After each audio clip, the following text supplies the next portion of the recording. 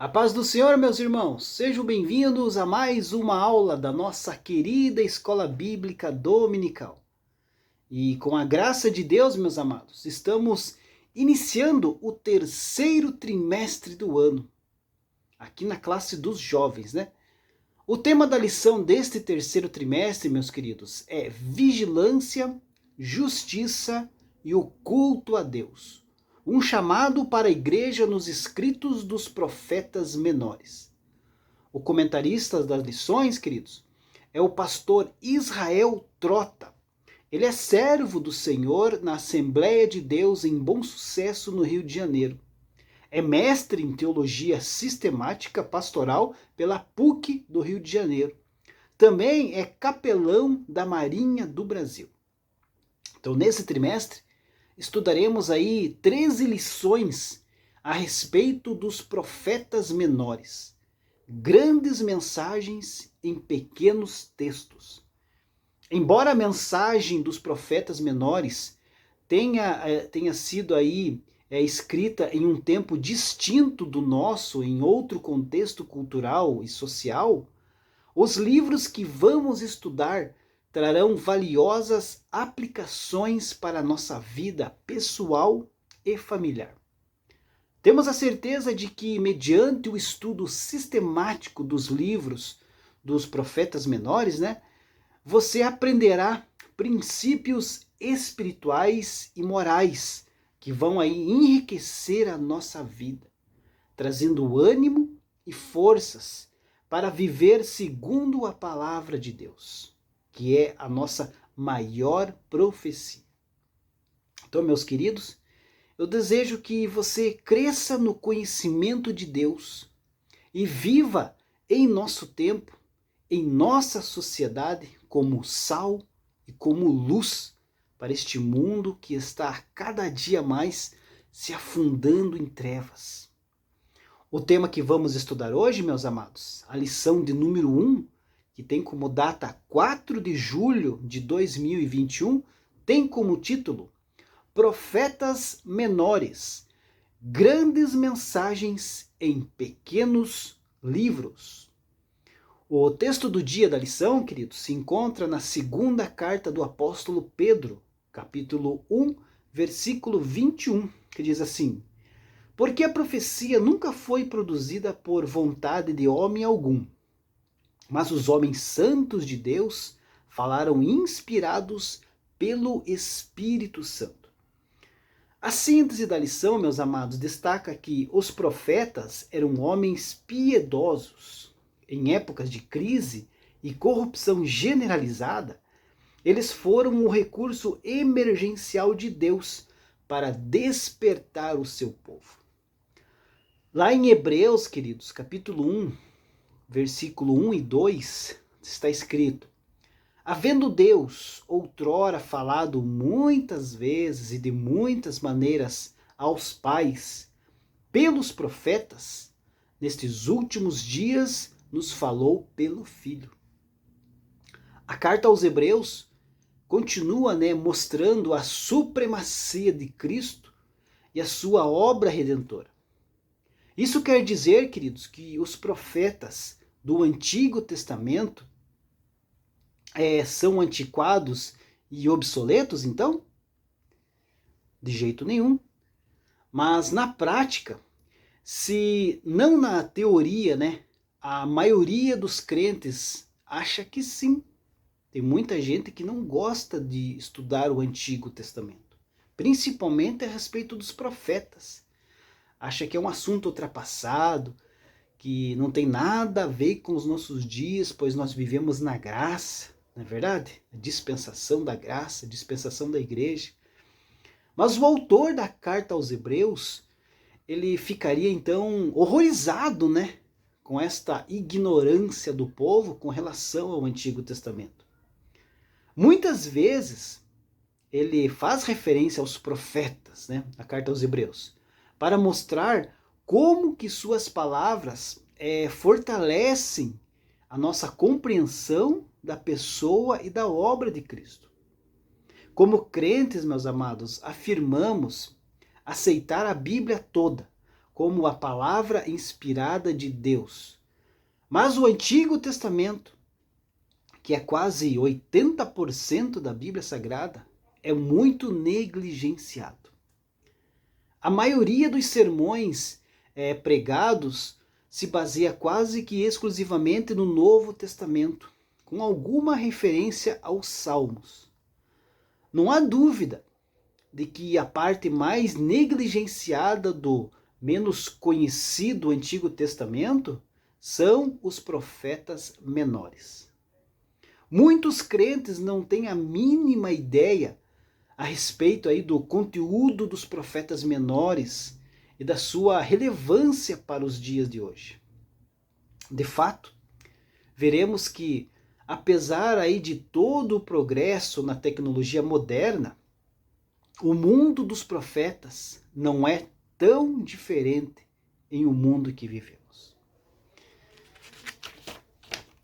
Os objetivos da lição, queridos, é mostrar a importância dos profetas para o povo de Israel no Antigo Testamento, refletir a respeito dos propósitos da profecia bíblica na comunicação da vontade de Deus e ao seu povo, e compreender a profundidade das mensagens registradas pelos profetas menores. A introdução da lição diz assim: grande parte da revelação bíblica do Antigo Testamento foi entregue ao povo de Deus em forma de profecia. E sem o dom profético, o povo se corrompia. Os profetas possuíam um papel vital na comunicação do plano divino para Israel. Em sua natureza, a profecia era vivaz e alarmante. Às vezes, era exemplificada por meio de atos simbólicos e a finalidade era despertar o povo. Em uma época em que o cânon bíblico não estava completo e a revelação de Deus estava em pleno desenvolvimento histórico, os profetas representavam a voz de Deus na terra. Foram os pregadores da justiça e profetizaram a respeito dos seguintes temas: justiça social, o verdadeiro culto ao Senhor, a retribuição divina, a importância da família e muitos outros temas atuais e fundamentais para a nossa edificação. Os profetas menores apresentaram grandes mensagens em pequenos textos. Que maravilha! Então, queridos, os profetas menores foram herdeiros aí de uma tradição profética em Israel. Eles ensinaram de modo conciso verdades imprescindíveis para a nossa edificação. E para conhecê-los melhor, é interessante examinarmos a tradição profética na Bíblia, no afã aí de identificar as funções que eles exerceram na sociedade judaica veterotestamentária. Diferente dos sacerdotes, que ensinavam ali por meio do estudo da lei, os profetas desenvolveram a sua didática em forma de profecia. Ao entregarem os oráculos divinos, os profetas menores exortaram o povo, denunciaram os erros, anunciaram o juízo, convidaram as pessoas para o arrependimento, assim como previram dias de restauração. A ferramenta básica do ensino de um profeta, então, era a profecia. O ponto 1 da nossa lição, a nossa lição, como de costume, está dividida em 3 pontos. O primeiro ponto, o ministério profético no Antigo Testamento. O segundo ponto, quem eram os profetas? E terceiro ponto, a mensagem dos profetas menores. Então, o primeiro ponto da lição, meus amados, destaca o ministério profético no Antigo Testamento. Como que se iniciou nesse ministério profético desde lá do Antigo Testamento? Onde surgiu, o ministério profético no Antigo Testamento? Os profetas, queridos, do Antigo Testamento serviram aí como canais de comunicação, entre Deus e o seu povo, conscientizando-os acerca aí da vontade e do conhecimento divino. Lá nos versículos 11 a 15 do capítulo 11 de Números, nós observamos que Moisés, por causa do seu trabalho excessivo, ele sentiu-se incapaz de satisfazer plenamente as necessidades do povo. E isso o deixou frustrado. Todos os homens de Deus, meus queridos, passam aí por experiências similares. Quando chegamos a esse ponto, Deus sempre vem em nosso socorro. E foi nesse contexto que o Senhor, para aliviar aí a carga de Moisés, repartiu o espírito que estava sobre o seu servo, entre 70 anciãos de Israel, a fim ali de ajudar o grande legislador do povo hebreu a desempenhar o seu ministério. Mas foi nesse contexto, queridos, nesta passagem, que o verbo profetizar aparece pela primeira vez nas Escrituras Sagradas. Vamos acompanhar esse texto? Números capítulo 11, versículo 25 e 26, que diz assim: Então o Senhor desceu na nuvem e lhe falou, e tirando do espírito que estava sobre ele, o pôs sobre aqueles 70 anciãos. E aconteceu que, quando o espírito repousou sobre eles, profetizaram, mas depois nunca mais. Então, viu, queridos? Foi com essa congregação aí de 70 homens dos anciãos do povo hebreu que Moisés iniciou ao que posteriormente ficou conhecido como o ministério profético em Israel. Apesar do verbo ter a sua primeira menção, aqui no livro de Números, como acabamos de ler, a figura do profeta já está presente desde a época patriarcal, bem desde antes de Moisés. Embora não se saiba aí qual foi ou qual era exatamente a sua função nesse período, queridos, parece nos incluir a intercessão, visto que Deus disse lá a Abimeleque acerca de Abraão, porque profeta é e rogará por ti, Gênesis 20.7. Em Números 11 e 29, queridos, também está escrito assim: Porém Moisés lhe disse, tens tu ciúmes por mim? Tomara que todo o povo do Senhor fosse profeta, que o Senhor lhes desse o seu espírito. Você veja aqui que a resposta de Moisés demonstra que qualquer pessoa podia ser profeta, desde que tivesse uma chamada divina específica. Essa expressão se confirma na história do Antigo Testamento, pois os profetas e profetisas como Débora, como Hulda, por exemplo, vieram aí de diversas tribos, famílias e classes sociais. Veja ainda o caso de Amós, que era um camponês. Diferentemente dos sacerdotes, os profetas não precisavam pertencer a certa família sacerdotal, como a de Arão. Também não havia restrição de idade, nem objeção quanto às condições físicas. Mas havia, queridos, o ministério dos profetas no Antigo Testamento.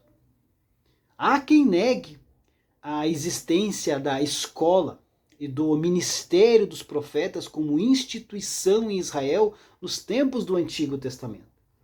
Mas entendemos que o ministério mosaico, iniciou-se a atividade profética em Israel. Começou através de Moisés. Entretanto, meus queridos, o profetismo como movimento surgiu séculos depois. Mais tarde, nós vemos que o profeta Samuel, o sacerdote Samuel, presidia a congregação de profetas em Naiote, região de Ramá, onde ele residia. Você vê lá em 1 Samuel 7 e 17. E adiante, nós vemos a existência de uma escola dos profetas, composta por filhos dos que exerciam o ofício. É importante, queridos, ressaltar que filho na Bíblia significa também discípulo, aprendiz. Então note que o texto sagrado revela então a existência de uma organização de profetas bem estruturada. E até Eliseu chegou a ser o mestre deles. Está lá em 2 Reis, capítulo 6, do versículo 1 ao versículo 3. Mas o ponto 2 da nossa lição destaca quem eram os profetas, né? Ponto 2, quem eram os profetas?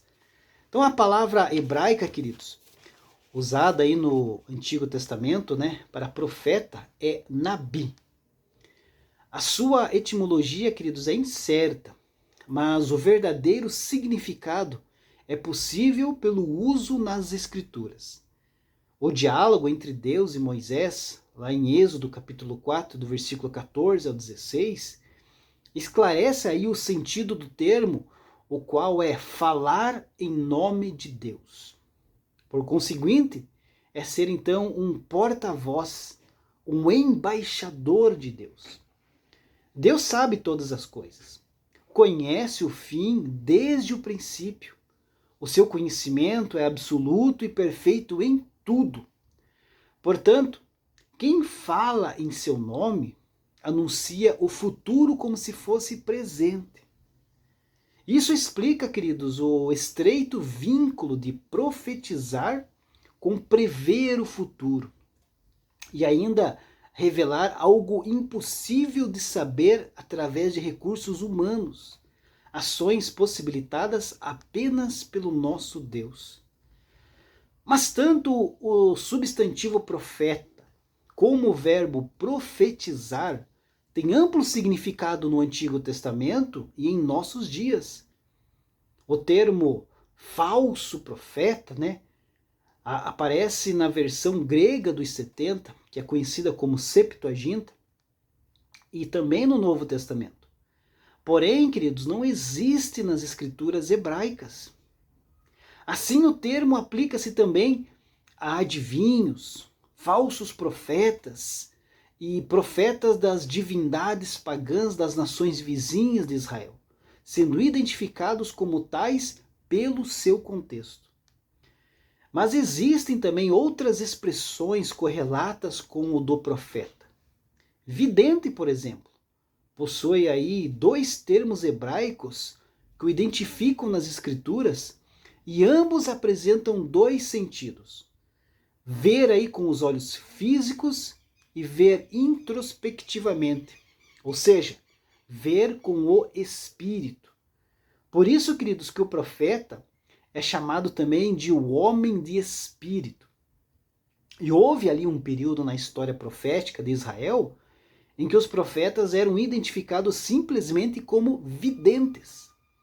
Portanto, meus amados, o profeta é um porta-voz ou embaixador divino que fala em nome de Deus.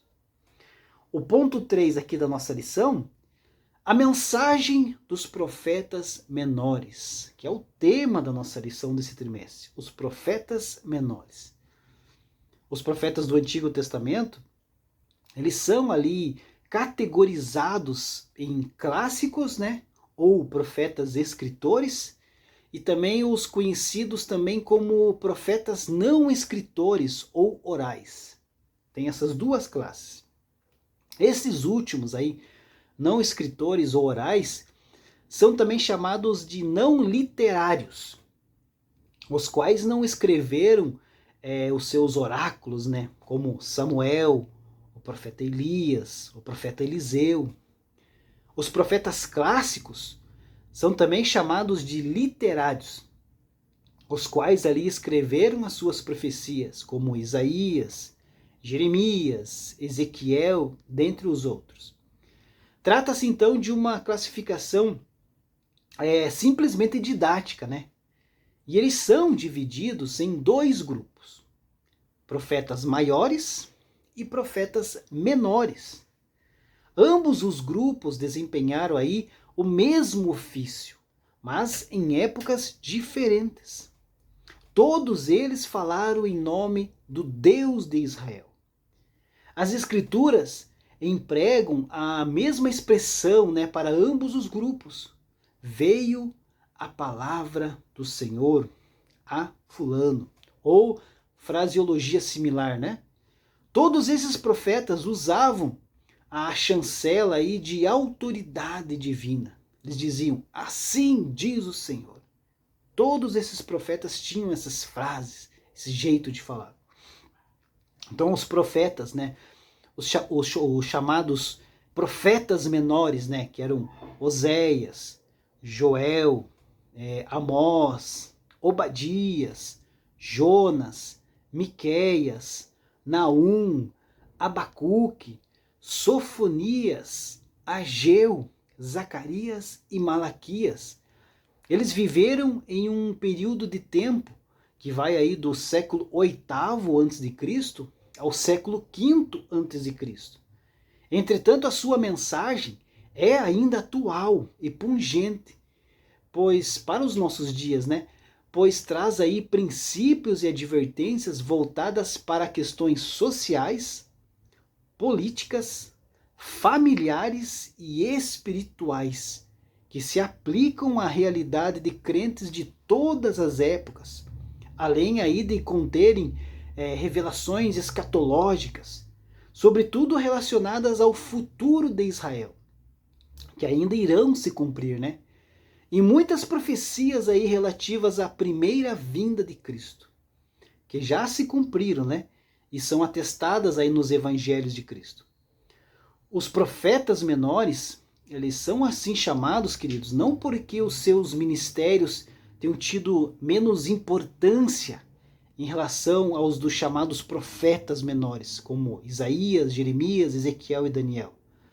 Essa designação, né, profetas menores, que tem origem no cristianismo, expressa apenas o fato de que eles foram profetas canônicos, veterotestamentários, que deixaram ali um menor registro de profecias em seus respectivos livros. Na Bíblia hebraica, por exemplo, eles estão ali contidos em um só volume e foram provavelmente agrupados dessa forma por volta de 425 a.C. por Esdras. E a chamada grande sinagoga, né, que formava ali o grupo de estudiosos que montaram, né, um grupo formado aí por 120 doutores da lei, juntamente com Esdras. O volume contendo todos os profetas menores se constitui de 67 capítulos e 1050 versículos.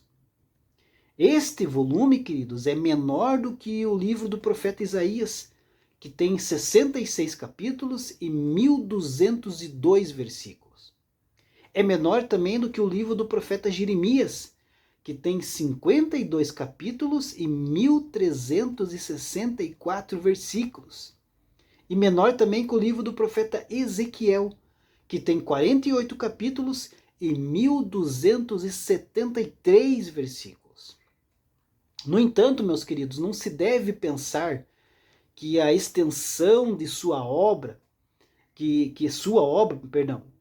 não deve se expressar, ou melhor dizendo, no entanto, não se deve pensar que a extensão de sua obra possa nos levar a presumir de pouco valor espiritual.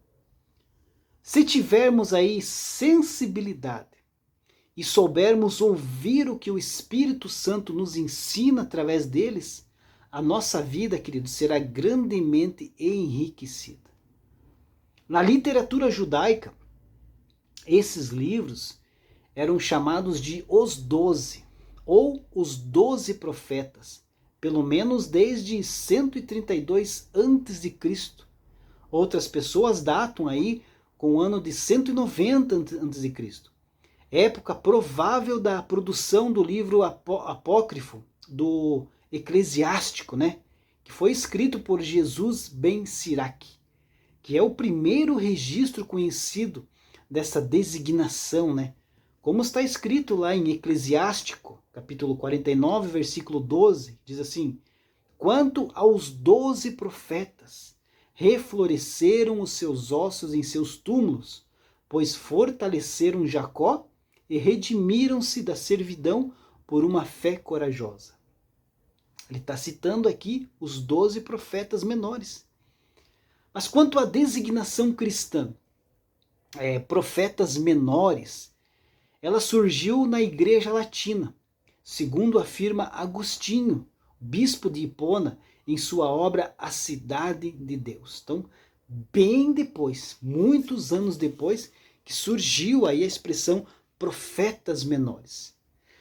A conclusão da nossa lição, queridos, diz assim: o profeta convivia com a convicção interna provocada pelo Espírito, ao lado da coerção externa procedente da pressão pública. Em sua volta havia um contexto de resistência e reprovação, de modo que o simples ato de entregar uma profecia consistia em uma demonstração de compromisso com Deus. Os profetas menores anunciaram a mensagem divina em tempos difíceis. Eles foram corajosos e fiéis à missão que receberam. Também devemos ser zelosos e fiéis em nosso compromisso com Deus. Então, meus queridos, os profetas, os livros, dos profetas menores, não são secundários. Todos são inspirados verbal e plenariamente pelo Espírito Santo. E sem eles, jamais viríamos a entender o plano de Deus para Israel, para os gentios e para a nossa vida em particular. Deus abençoe a sua vida e até a próxima lição, se Deus assim permitir.